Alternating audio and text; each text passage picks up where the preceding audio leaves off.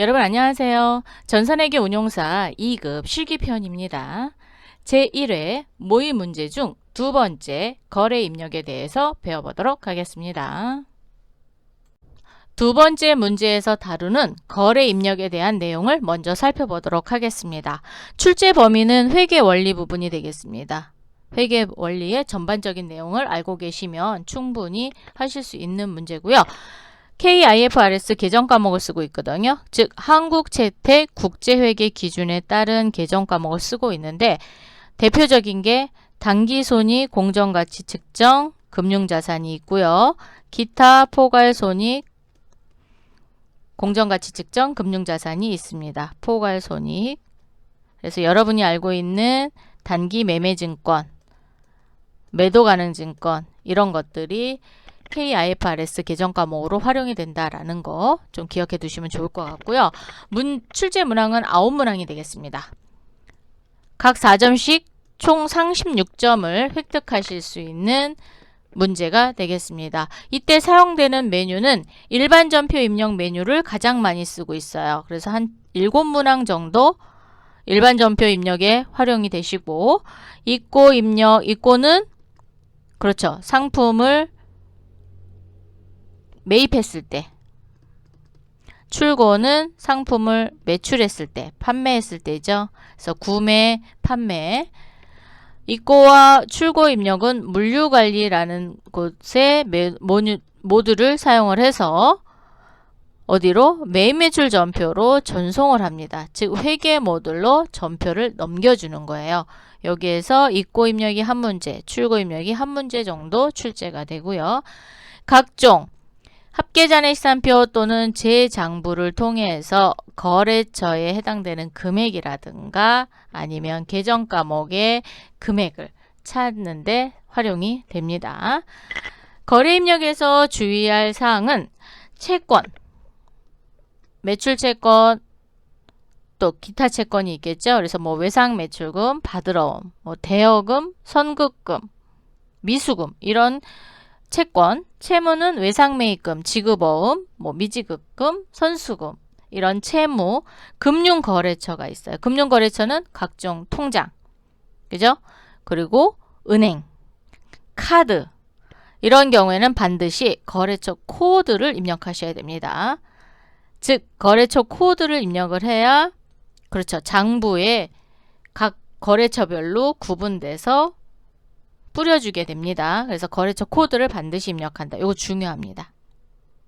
거래처 코드를 입력하지 않으면 4점을 그냥 이렇게 틀리게 됩니다. 그래서 그거 조심하시고 전자 또는 약속 어음 있죠. 자, 어음은 반드시 자금관리 F3이라는 키를 이용해서 어음의 번호와 만기일 등을 입력을 꼭 하셔야 됩니다. 이것도 자금관리 안 했다. 그러면 4점이 깎이게 되니까 주의하셔서 하시면 좋을 것 같습니다. 그럼 문제 풀어보도록 하겠습니다. 문제 2. 다음 거래를 입력하시오. 단, 채권, 채무 및 금융거래는 거래처를 입력한다. 일반 전표 입력과 입고 입력, 출고 입력을 통해서 매입 매출 전표까지 전송을 해서 입력하는 거래 내역이 되겠습니다. 채권, 채무, 금융거래는 거래처 코드를 반드시 입력해 주시고요. 코드. 첫 번째 문항부터 살펴보도록 하겠습니다. 7월 3일 장기 보유 목적으로 비상장 회사 주식회사 기린에 주식 500주 액면 5,000원, 한 주당 7,000원에 구입하고 수수료 20만원과 함께 보통예금 국민은행 계좌에서 지급하다. 장기 보유 목적이래요.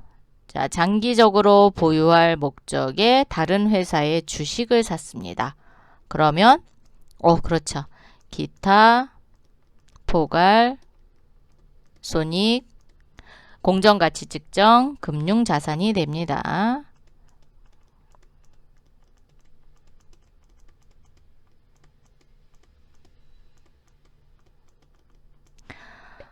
자, 기타 포괄 손익 공정가치 측정 금융자산을 매입을 할 때 우리 액면가액은 필요가 없고요.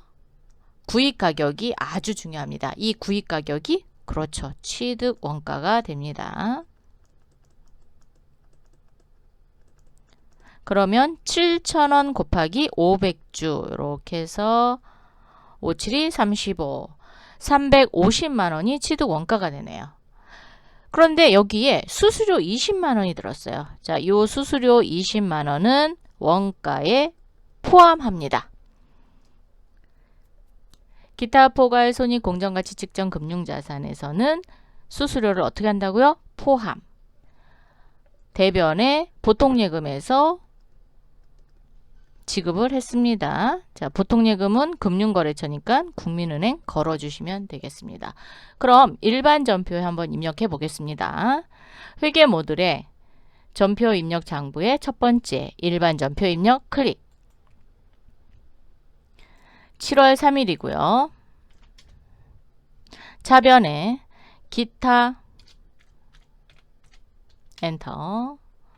기타 포괄 손익 공정가치 측정 금융자산이 두 가지가 있어요.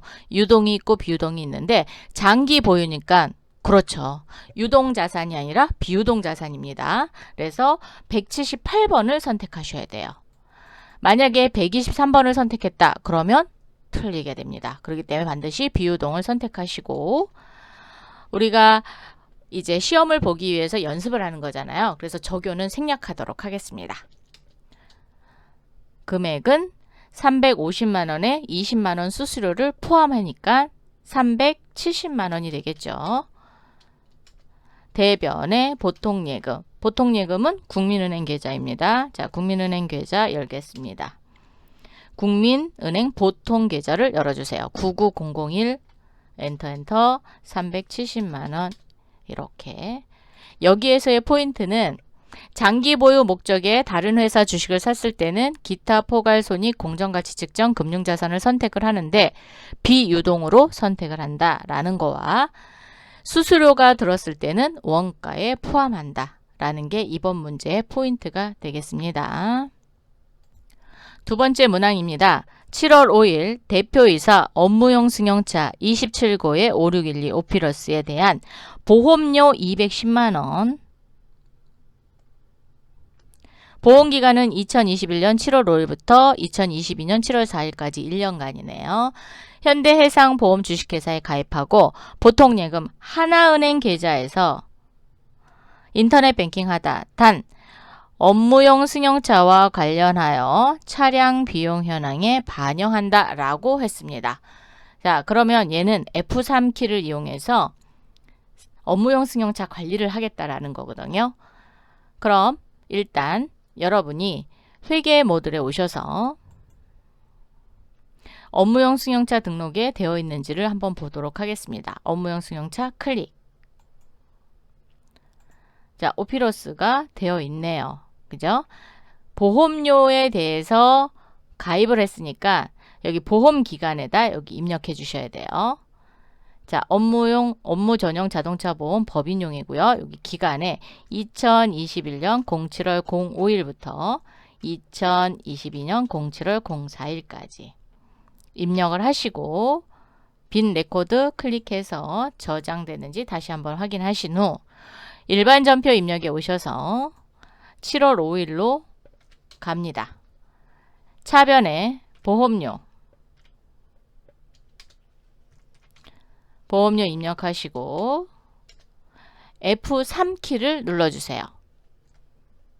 금액은 210만 원입니다. 그러면 이렇게 하단에 업무용 승용차 관리가 되어 있습니다. 그래서 업무용 승용차가 관리되어 차량 비용에 반영하는 키는 뭐라고요? F3. 그래서 자금 관리하는 키 이름과 똑같습니다. 그러면 이제 승용차 코드를 더블 클릭하거나 F2 하세요. 27고에 5612 선택해 주시고 그러면 보험료라고 되어 있고 회사차, 보험기간이 이렇게 돌출이 됩니다. 업무용 승용차 등록에서 보험기간을 넣지 않으면 이 부분이 빈 공간으로 들어옵니다. 그래서 여기를 반드시 업무용 승용차 등록 가서 보험기간 넣어준 다음에 여기에 반영시키면 되겠습니다. 자, 대변에 보통예금이죠. 하나은행이네요. 자, 하나은행 통장에서 엔터 하시고요. 210만 원. 보험료에 대해서 차량 관리를 했습니다. 그럼 차량 비용 현황에 정말로 반영됐는지 한번 보도록 할게요. 자, 회계 모듈에 오셔서 전표 입력 장부 맨 밑에 보시면 차량 비용 현황 업무용 승용차라고 있습니다. 클릭. 지금 7월이죠. 자, 7월로 줘야겠습니다. 엔터 엔터. 그러면 7월 5일날 보험료가 관리되어 있는 부분이 보이실 거예요. 요즘에 업무용 승용차에 대한 제재 조치가 많이 일어납니다. 그래서 이런 부분들은 꼭 기억해 두셨다가 활용하시면 좋을 것 같습니다. 세 번째 문항입니다. 7월 6일 상품을 매입하고 상품 사왔네요. 전자세금 계산서를 발급받다. 자, 전자에 체크해 놓으시고 공급자는 기광전자네요. 기광전자에서 우리 회사인 두준전자가 물건을 사갖고 왔어요. 자, 전자레인지 A와 전기밥솥 사왔고요. 7월 6일 날 전표에 입력할 거죠. 그러면 매입했으니까 그렇죠. 입고 입력을 통해서 전송해서 매입 매출 전표까지 가셔야 되죠.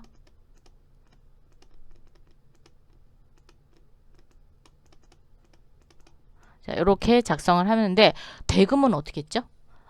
대금은 안 줬어요. 어떻게 하셨어요?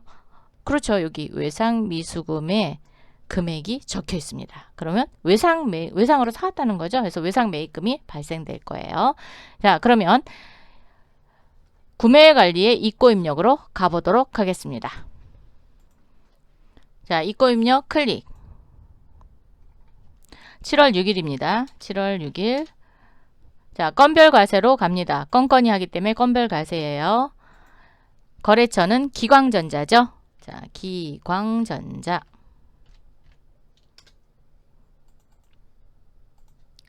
지급 구분은 외상.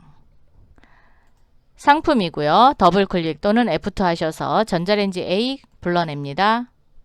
수량은 100개. 단가는 25만원. 상품 하나 더 사왔어요. 더블 클릭 또는 F2 전기 밥솥 100개 10만원 3,500만원 공급 가액 그리고 부가세 350 공급 대가는 3,850만원입니다. 3,850만원이 외상 매입금이 되겠죠. 자, 체크합니다. 반드시 체크 밑에 체크하셔도 되고요. 안 하셔도 됩니다. 위에만 체크하셔도 돼요. 체크하시고 전표 추가 반드시 전송까지 하셔야 됩니다. 전송. 그러면 상단에 전송이 되어 있는지 보이실 거예요. 회계 모듈로 오셔서 매입 매출 전표 클릭. 7월 6일로 줘야겠습니다. 전자레인지 A 외 해서 입고 입력을 통해서 매입 전표가 발생된 것을 보여주고 있고요.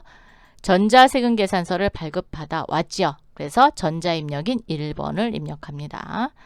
분계는 외상이기 때문에 그대로 두시면 돼요. 그래서 대변의 외상 매입금이 3,850, 차변의 부가가치세 대급금 350, 상품 3,500만원 이렇게 자동 분계가 되었습니다.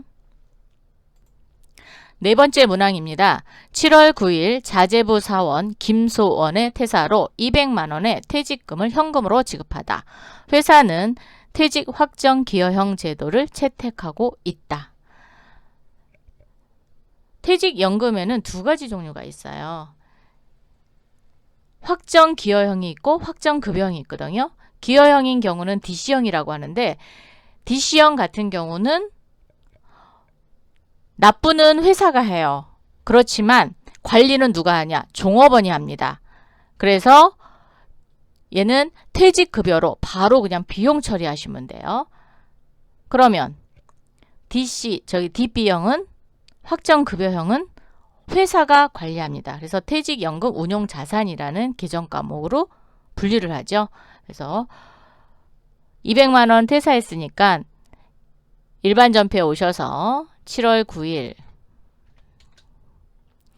바로 퇴직급여로 갑니다. 차변에 퇴직급여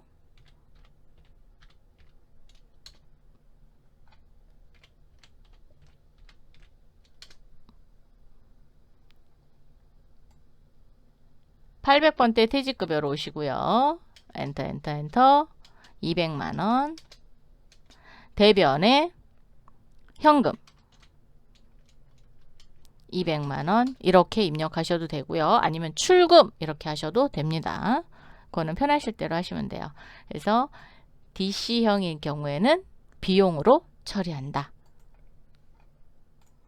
5번째 문항입니다. 7월 10일 회사는 증자를 목적으로 주식 만주.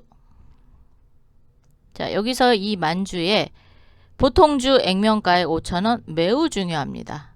자, 만주 곱하기 액면가액이 자본금이 되는 거죠. 5,000원짜리를 4,500원에 할인 발행했습니다. 납입금 전액은 보통예금 국민은행 계좌로 입금되다. 주식 발행 초과금 5천만 원이 있습니다. 자, 이럴 경우에 자본금을 늘리기 위해서 증자를 했어요. 증자를 했을 때 할인 발행하는 경우에는 주식 발행 초과금이 있으면 먼저 끌어다 쓰시고 나머지 부족한 부분에 대해서 주식 할인 발행 차금으로 잡으시면 됩니다. 자, 그러면 전표에 7월 10일자로 오셔서 대변 먼저 할까요? 자, 대변에 자본금 먼저 하겠습니다. 자본금은 보통주 자본금이 있고 우선주 자본금이 있습니다. 이번에는 보통주 자본금이에요. 클릭. 그럼 보통주하고 우선주하고 어떤 차이가 있냐? 보통주는 의결권을 가지고 있으면서 배당을 받는 거고요. 우선주는 배당만 받는 거예요. 의결권이 없습니다. 그 차이입니다. 자, 보통주 자본금 클릭. 만주 곱하기 5,000원 하니까 5천만 원이죠. 차변에 보통예금으로 받았습니다. 국민은행 꼭 걸어주셔야죠. 자, 코드 걸어주시고요. 국민은행 보통예금 걸어주시고 4,500원 곱하기 만주 하니까 4,500만 원이에요.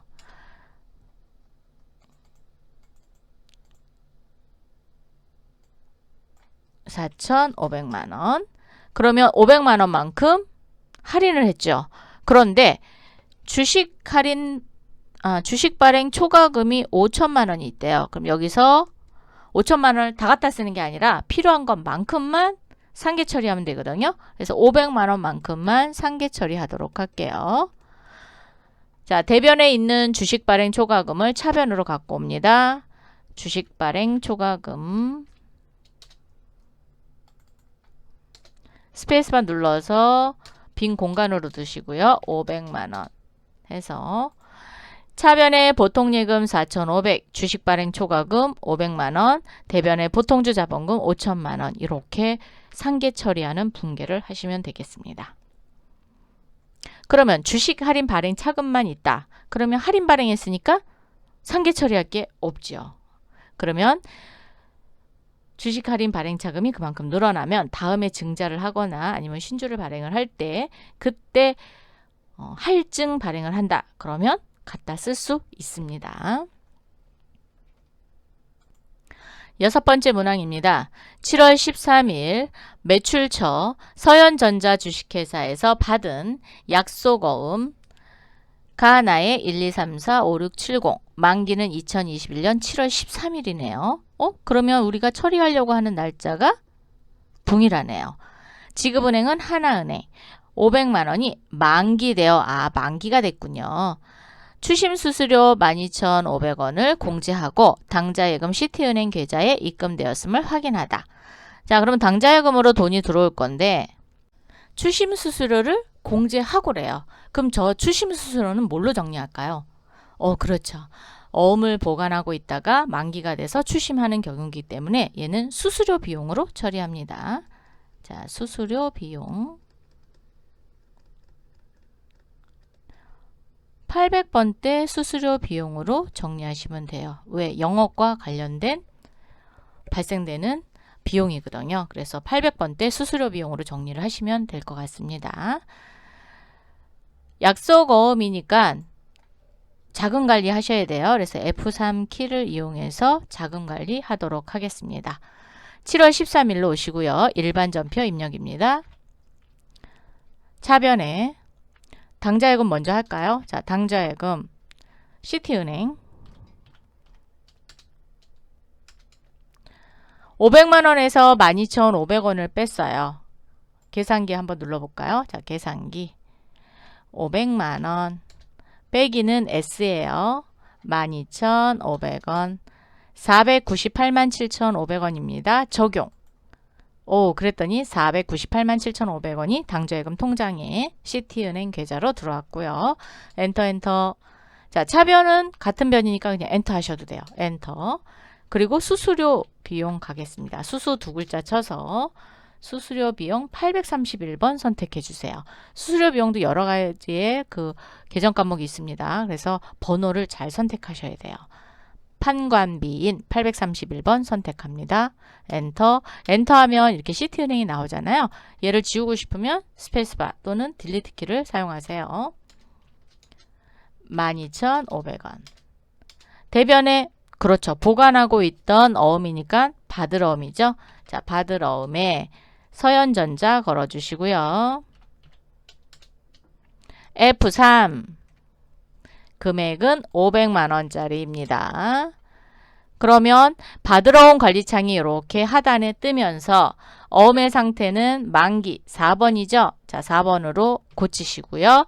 F2 또는 더블 클릭하세요. 어음 번호는 가하나의 123456770이에요. 가하나의 123456770 7월 13일 거 500만원 첫 번째 거네요. 커져 놓으시고 선택.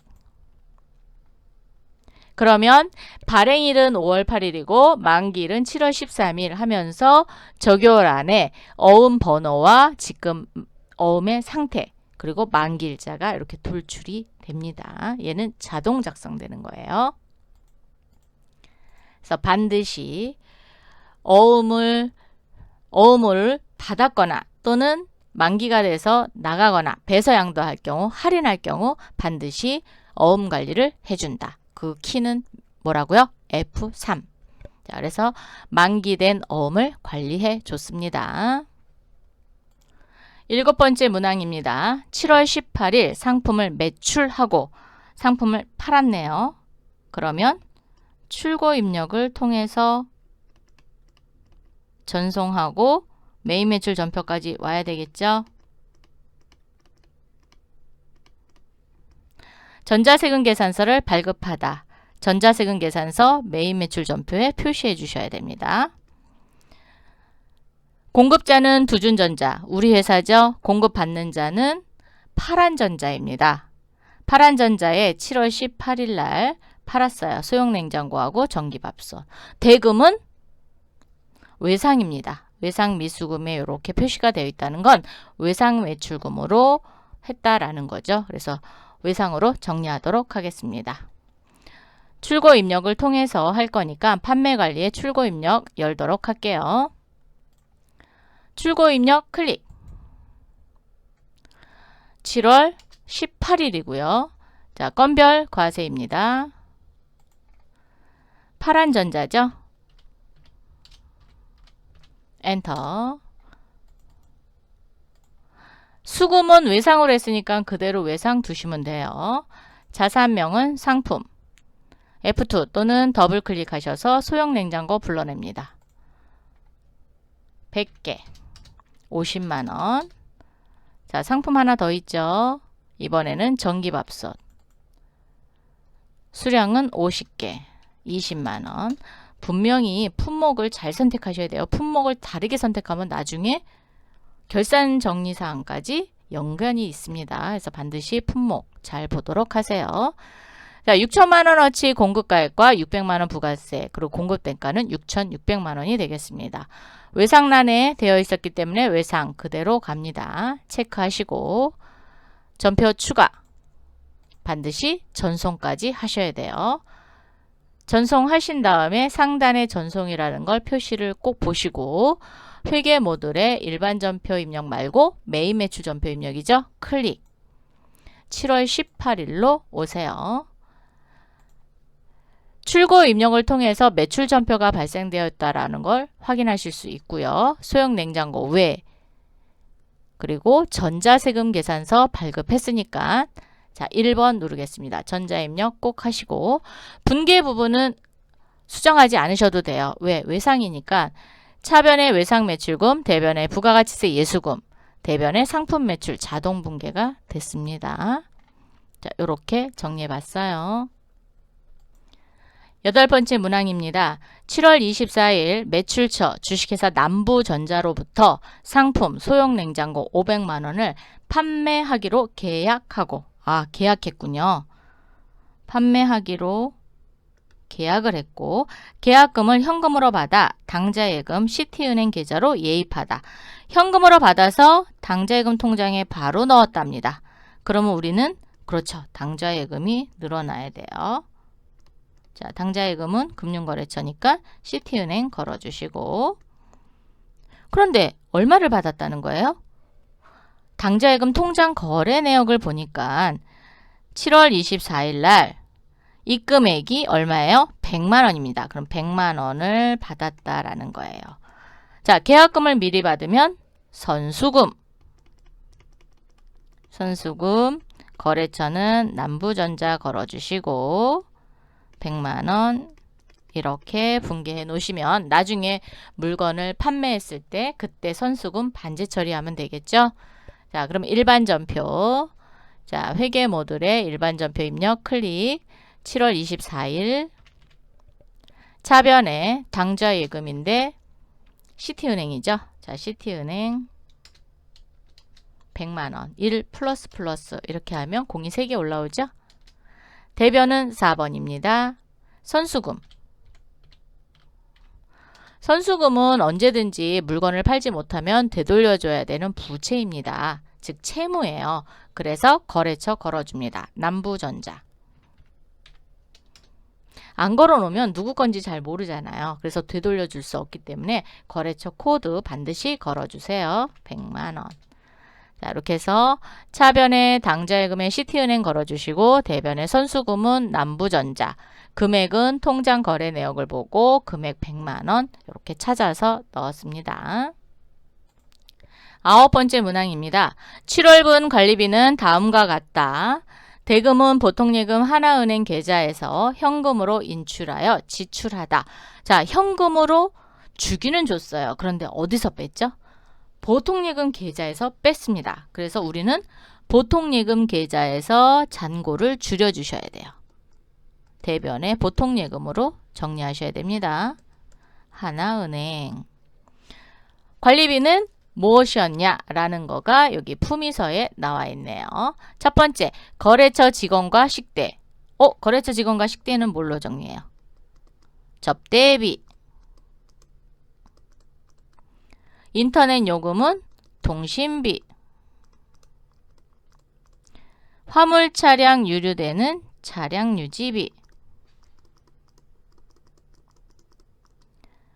종업원 구인 광고료는 광고 선전비죠. 누구나 다 보는 거예요. 그래서 광고 선전비. 이거 복리후생비로 하시면 안 됩니다. 구인 광고료예요. 그래서 광고 선전비로 합니다. 자, 그러면 전표 7월 30일 오세요. 7월 30 차변에 접대비부터 가겠습니다. 접대비 금액은 30만원. 같은 변이니까 엔터 하세요.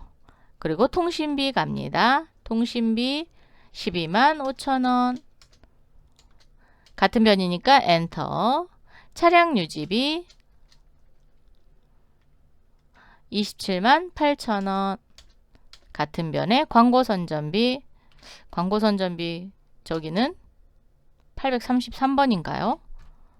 광고 두 글자만 쳐서 833번이군요. 30만원. 대변에 보통예금이죠. 자, 보통예금 하나은행입니다. 103,000원. 이렇게 정리하시면 되겠습니다. 이렇게 해서 이번 시간에 제1회 모의 문제 중 두 번째 거래입력 9문항을 모두 풀어봤습니다. 다음 시간에 또 만나요. 감사합니다.